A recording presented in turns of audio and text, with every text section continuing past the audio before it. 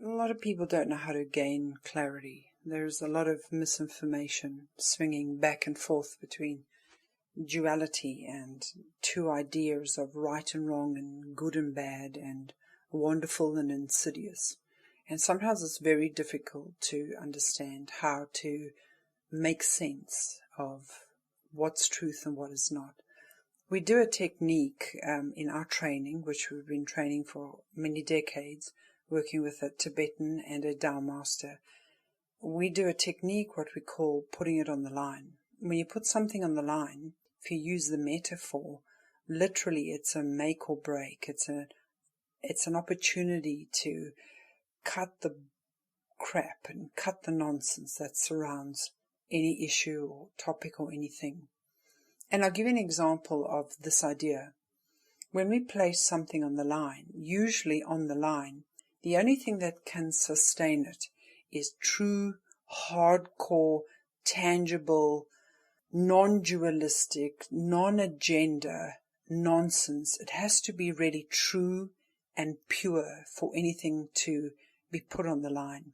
Initiates of the ancient schools and that have to walk the line on a daily basis. They're not to be budged by the dualistic nature of this reality. So if we put a topic on the line, we're doing exactly that. And sometimes it's difficult. We have, for instance, the media across the globe. There seems to be this overt slant towards one type of media and this covert blossoming and emergence of another kind of media. But neither of them are on the line. They still have both a dualistic nature. The one's nature is obviously an agenda that seeks to perpetuate itself across the globe. The other one is an anti-movement towards freedom and against that agenda. Neither of them are on the line truly, yet one can be perceived as more good and the other one perceived as more bad. But let's take any piece of information and put it directly on the line. You can do this with even the words that come from any president, even your best friend, family member, the news channel reader. It doesn't matter who it is. You can put any piece of information, be it in words or be it in an image, in this world. You can put it on the line. Now, if we take the idea of COVID and we put it on the line, when we put on the line, it means that we have to look at it for its factual evidence, for its manifested factual evidence, without agenda, without any sway towards in any of the extremes of duality. It simply is fact. It's like a negative or a black and white photo that has no investment in it. It is pure raw data. When we take COVID and we have a look at that on the line, we start to see that somehow this starts to break down as a factual, no agenda piece of information. And we see then, to the one swing of the pendulum, they grab that piece of factual or what appears to be a piece of information called COVID, which happens to be a pandemic, but I'll get into that. This idea and data of a disease that is spreading virulently across the globe. Now, if you move to the one side of the pendulum, you'll have all the people that are supposed to have this dark agenda and this insidiousness, and you have a look at what they do with that piece of raw data on the line, and you will see emerge words like pandemic, frightful for humanity, hitting all the old people, it's affecting the vulnerable, this is a travesty. And so all these words are started to use to bolster this piece of information to swing towards a certain agenda. On the other side, if we cross the line and we go to the other camp, we see the opposite occurring. The anti-virus, the sort of protestations and everything that is coming forward about the COVID virus. Now, what's interesting is if we call those the light people or the light work, or those more of a benevolent kind and a healthier nature, it's usually in the presence of light that we can go back to the line to go and have a look at something to see if it's actually standing up in the light. Now, they are shedding the light on it, and that's what the good side does. They shed the light on the things that are on the line.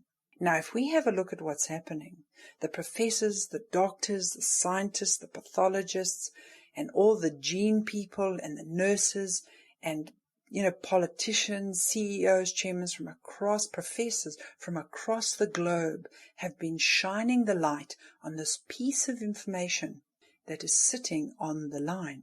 Now, what's becoming apparent is this piece of information with light shone it is falling apart.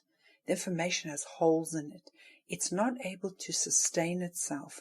It is half in this reality, but not really. It's more of an idea rather than a concreted something that actually exists and can stand on its own and have a power all of its own. It seems to be that this COVID that's on the line, its power or its ability to be in this reality is being fostered and fed by the more dark, insidious side that have an agenda. So they're upholding it, they're keeping it on the line as if it's a piece of fact.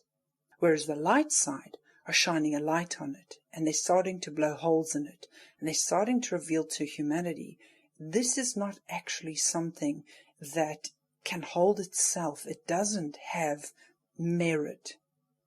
Now, when that starts to happen, what do we do as a humanity, or what do we do as individuals? We know it's got holes blown in it, but we don't actually know where to go. And we have to start asking ourselves the questions, well, how does it actually exist then? And with our training, which is more of the spiritual nature rather than the scientific or medical side, we can only speak from this angle. When that starts to happen, and a piece of information that's put on the line starts to fragment, starts to get holes in it, we have to ask another question. How can it maintain its presence in reality, in this world for so long? How can it be perpetuated? How can it exist for this amount of time if it's got holes in it? What's keeping it strong? What's keeping it on the line? What's making it a viable bargaining chip for those that need it to remain in reality? Well, in order for us to go and have a look deeper into that phenomenon, we'll have to take you on a little trip using your imagination, where you imagine an invisible realm just outside of this physical one, the one that we call the astral. Now, a lot of psychic people are able to access this psychic realm. It is vast. It is littered with a lot of inorganic beings and littered with a lot of good and bad. It is the nature of the kingdom where thought forms, fantasies, and ideas first are given birth to. Now, for those that are in the know, and even science and spiritual organizations, first something has to appear in this thought form realm before anything can actually appear in the physical. That is the place of its true conception. It's not actually here in the physical. It's in the invisible astral realms that something's given birth to. So for decades, thought forms have been created by a certain group. I'd suggest a group in the astral and a group on earth. And they've created this thought form that involves an imaginary virus that brings in a solution that causes a reaction from people, that has an agenda to lock down, that has this whole sort of plan that must unfold under 1 or 2 decades until its ultimate end result, which is what they want. So now we have 2 dimensions. We have 2 planes of reality. The COVID on the line has got holes in it. It can't hold itself. So what's holding it? We have to shift ourselves to the astral realms, to the realms that are invisible. And there we start to see that the power And the ability for this to have longevity is being held at another realm. And how does this affect humans on earth? Well, while you're fighting it in the physical, you're doing a little bit of work and a little bit of damage, and you're making people aware. But when you start to address it in the astral, where the thought forms were first created, where the birthing place and the genesis of this idea is, when you start to undermine that, you find that the COVID on the line quickly disappears. And how do you do that? Well, you do that through light-hearted thoughtfulness, through contemplation, meditation, through prayer. When you focus in your mind's eye, and you can imagine another layer of reality just above you as a point of reference, and you can simply go to where you see there's a dark cloud, dark mountain, a dark nexus. You can make it anything you want because your subconscious knows exactly what you're doing. You don't have to justify it. Go to where you see a piece of darkness and simply light a light, light a match. We want you to switch a lantern on. We want you to put the spotlight on it. We want you to create a crack in it to bring the sunlight through it. We want you to zap it with lightning. What we need you to do is go into the thought form realm and go and address it there with light. We get enough people to do that. COVID disappears in a heartbeat. It can't actually sustain itself. Now, we can then go from there to put everything on the line. You can put the injection on the line, and straight away you can see the swing and the use of words from the agenda side and how they're using this piece of information that already the light side have shone the light on and started to find the holes and started to see that it is not a real reality. It is not a real threat. They are shining the light on that fact. But equally, the dark agenda's ability to use words to fill in those holes in a fake manner to make it seem like it is a fact of life and should be on the line. We can see that all unfolding. So the more people shine the light on it, the more the holes are seen. The more its tangible power to be in this reality starts to be eroded. Again, we take the vaccine, untried, unscientific, unbiblical, un-Quran, un-any holy, un-Buddhic, un-Hindu. We take that piece of information and we see there's holes in it. Therefore, we know this is not something that's aspired by any great divine force. This is something that now finds its birthing and its genesis in the realm just beyond us, just beyond the five senses, the astral realm. So we go there. You can picture the injection any way you want, explode it in your imagination. See light, shatter the glass, see it, do anything you want for it. But for 5 minutes every single day, you close your eyes, you go to this band or frequency, vibrational realm just beyond, out of sight.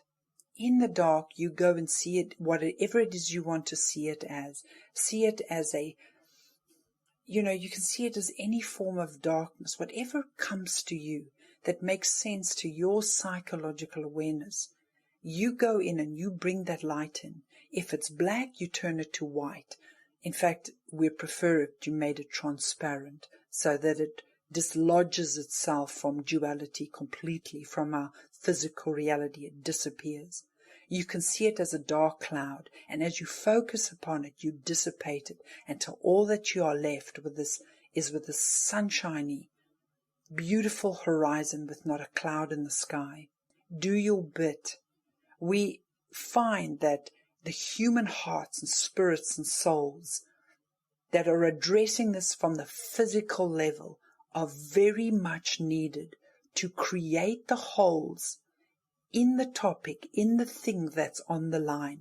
We need you to shine a light on it. Create the holes.